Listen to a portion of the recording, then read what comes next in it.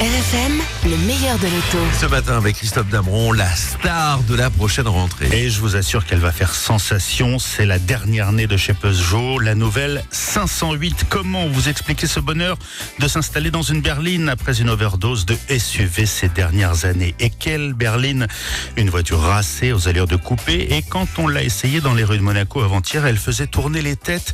C'est vraiment un signe dans cette principauté, habituée au V12 et blasée de belles cylindrées.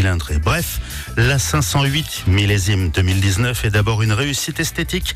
On remarque la pureté du trait dans le dessin avec des portes sans cadre et une chute de pavillon qui débouche sur un haillon qui facilite grandement le chargement par rapport à la précédente version à coffre. Une 508 un peu plus courte, un peu plus basse, mais qui préserve l'espace intérieur.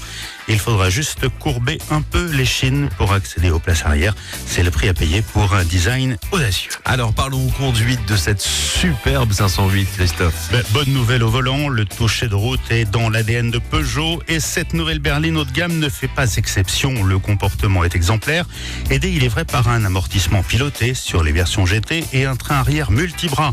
La 508 est évidemment bardée d'aides à la conduite avec notamment le système à infrarouge qui signale la présence de piétons ou d'animaux la nuit, et la reconnaissance des panneaux ne se limite plus à la vitesse, mais signale aussi les sens interdits, les stops ou encore les interdictions de dépasser.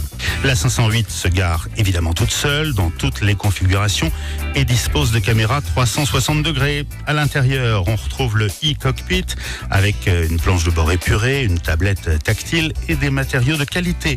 Côté moteur, le 225 chevaux coiffe la gamme essence à 46 000 € sans option.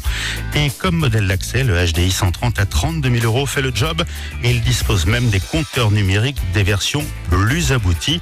En tout, 8 motorisations et 6 finitions. Alors une dernière précision, Peugeot dévoilera au Mondial de Paris la version SW de la 508, encore plus belle que la berline, un break de chasse très classe qui sera aussi disponible en motorisation hybride rechargeable. C'est du rêve. Merci beaucoup Christophe, dimanche prochain. Alors si vous êtes sage, vous aurez un berlingot.